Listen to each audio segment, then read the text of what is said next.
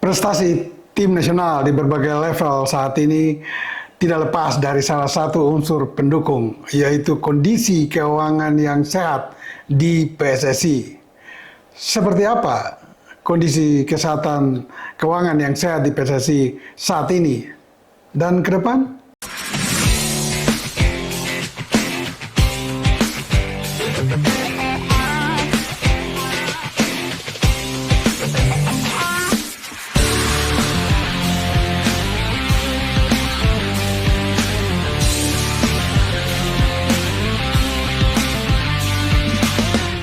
Bagi semua rekan sahabat Rai Soccer TV, ikuti terus analisis Bung Yes dan jangan lupa like, comment, and subscribe. Saya masih ingat persis tahun 2011 ya, ketika PSSI direvolusi ya oleh salah satu tokoh nasional yaitu Pak Arifin Panigoro, sudah almarhum, di mana saat itu PSSI berhasil diambil alih dan datang pengurus baru di bawah pimpinan Johar Arifin. Saat itu kondisi keuangan di PSSI sangat berat karena ternyata pengurus lama mewariskan hutang yang begitu banyak, sekitar 40 miliar. Kebanyakan dari angka itu adalah karena PSSI berhutang ke beberapa hotel ya di lingkungan atau lingkaran Senayan, karena hotel-hotel tersebut memang sering dipakai oleh tim nasional maupun tim tamu ketika bermain di Jakarta.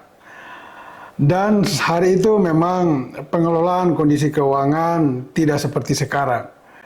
Lebih banyak Pak Arifin mengandalkan koceknya sendiri untuk membangun PSSI yang baru. Tapi oke lah, itu sekilas cerita tentang bagaimana kondisi keuangan di PSSI yang karut-marut sebelum tahun 2023 ketika datang pengurus baru di bawah Erick Thohir dan langkah-langkah positif dan produktif mulai dibangun oleh Erick Thohir dan pengurusnya ya, walaupun memang pekerjaan ini sangat berat karena begitu banyak PR yang harus dilakukan oleh pengurus yang baru di bawah pimpinan Erick Thohir. Dan kita lihat bahwa salah satu kondisi keuangan saat itu lebih berat lagi angkanya, nominalnya lebih tinggi, sekitar 90 miliar. PSSI meninggalkan hutang ya. Dan Erick Thohir dalam beberapa pernyataan sebelum ini, ya sekitar sebulan 2 bulan lalu, mengatakan bahwa hutang-hutang tersebut sudah mendekati pelunasan dan bahkan segera lunas. Itu kabar gembira tentunya, karena dengan lunasnya berbagai hutang yang ditunggak oleh PSSI tentu akan lebih konsentrasi untuk membangun berbagai lini pembinaan sampai pada prestasi, terutama tim nasional. Dan kita lihat bahwa tim nasional senior sekarang masuk di babak ketiga untuk kualifikasi Piala Dunia. Juga Under 23 kemarin nyaris lolos ke Olimpiade Paris yang sudah berakhir. Juga kita lihat bahwa di tim Under 16 juga Under 19 kemarin kita juara. Semua prestasi-prestasi itu tidak lepas dari konsentrasi dan keseriusan yang dibangun oleh PSSI pengurus baru untuk membangun sepak bola lebih baik. Walaupun masih banyak PR lagi yang masih perlu dibenahi. Dan salah satu ya prestasi di berbagai level itu adalah karena kondisi keuangan yang sudah mulai sehat dibangun oleh PSSI baik saat ini maupun ke depan. Nah, kalau Erick Thohir datang dengan menemukan berbagai hutang di sana-sini yang jumlahnya sangat fantastis, sekitar 90 miliar, maka kondisi saat ini hutang PSSI hampir lunas dan bahkan untuk ke depan PSSI sudah surplus ya untuk membangun prestasi di berbagai level sampai dengan tim nasional senior. Katakan di pembinaan grassroots mulai dari usia 14, 16, 18, PSSI sudah punya sponsor. Nah, beberapa sponsor ini datang dari BUMN. Ya, ada sekitar 7 sponsor besar. Sebagian dari mereka datang dari BUMN. Ya, salah dua adalah Bank Mandiri dan juga mungkin Freeport. Ya, informasi ini diperoleh oleh Rai Soccer TV dari internal PSSI, tepatnya PT Garuda Sepak Bola Indonesia yang berdiri di bulan April tahun lalu 2023. Nah, mengapa PT ini ada dan PT ini didirikan oleh PSSI dan menjadi milik PSSI 100% atau katakan 95% milik PSSI dan 5% adalah milik Yayasan PSSI. Dengan adanya PT ini maka GSI diberikan kuasa penuh mengelola keuangan PSSI, ya, mencari sponsor dan juga mungkin terlibat dalam kegiatan mengelola pembinaan grassroots. Karena seluruh biaya-biaya itu menurut orang dalam di Garuda Sepak Bola Indonesia atau PT GSI, sponsor-sponsor itu sudah mengikat kontrak sebagian besar dan sebagian besar akan menyusul segera. Dan mereka melakukan kontrak durasi, ada yang durasi setiap tahun, ada yang langsung 3 tahun ke depan.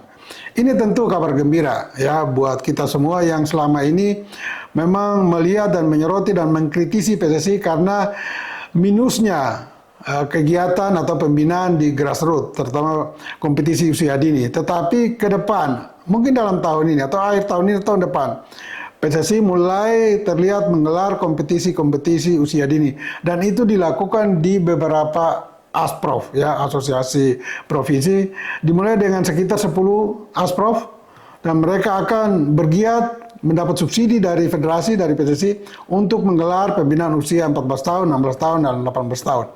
Kita apresiasi ini karena walaupun agak terlambat, tetapi ya it is better late than never.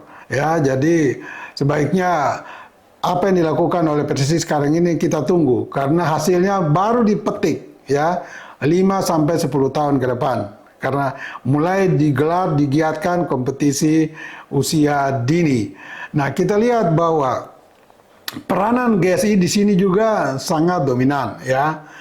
Mereka menggalang kerjasama, melahirkan trust ya, trust bagi beberapa sponsor. Ya, seperti yang saya sebut tadi, juga dari pihak swasta ada yang mulai terlibat ya untuk membantu PSSI. Dan trust ini salah satu yang sangat mahal diperoleh oleh pengurus Erick Thohir. Sebelum ini memang hampir tidak pernah ada perusahaan-perusahaan besar maupun BUMN yang terlibat. Walaupun kita juga sama-sama maklumi, sosok Erick Thohir juga yang mendatangkan trust itu bagi sponsor untuk masuk ke PSSI. Tetapi kalau sosok Erick Thohir sendiri saya rasa belum cukup. Karena selain sosok Erick Thohir yang adalah orang yang duduk di pemerintahan, yang kebetulan juga Menteri BUMN, tetapi kalau tidak ada prestasi pun, saya kira tidak mungkin sponsor datang. Tetapi prestasi-prestasi yang diberikan oleh kepengurusan Erick Thohir di mana tim nasional senior, Under 23, Under 19 sudah mulai memberikan harapan bahkan gelar, maka sponsor dengan mudah mulai mengalir ke PSSI. Dan ini tentu kita tunggu ke depan dan kita apresiasi semua kerja besar dari PSSI ini. Termasuk di dalamnya, selain pembinaan usia muda, ada juga perbaikan dan pembinaan untuk tim nasional putri yang selama ini nyaris hilang. Bahkan tim nasional putri ini ada di tahun 1980-an. Tapi setelah itu 90-an sampai dengan 2000 tidak pernah kita dengar ada prestasi tim nasional putri. Namun di kepengurusan ini, PSSI bahkan mendatangkan seorang pelatih atau instruktur dari Jepang yang kontraknya mulai Februari 2024 dan ini berdurasi 2 tahun. Berapa nilai kontrak?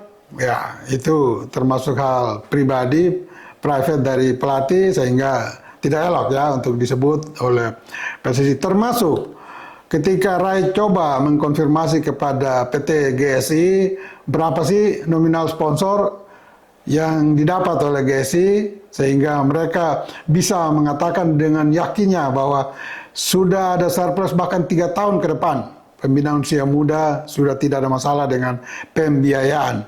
Ini tentu kita senang ya, kita senang semua dan kita acungi jempol bagi PSSI. Dan kita harapkan saja kalau Erick Thohir memperpanjang ya posisinya di PSSI, tentu kita tunggu ada prestasi-prestasi yang besar menyusul. Tapi kalaupun Erick Thohir nanti tidak di PSSI, paling tidak dalam 3-4 tahun ke depan, siapapun penerus kepengurusan yang sekarang, paling tidak mengambil tongkat estafet dengan keuangan kondisi PSSI yang sehat. Dan ini harus dipertahankan, bahkan dikembangkan lebih baik dari pengurus sekarang. Itulah harapan kita semua, penggemar, pendukung setia sepak bola Indonesia.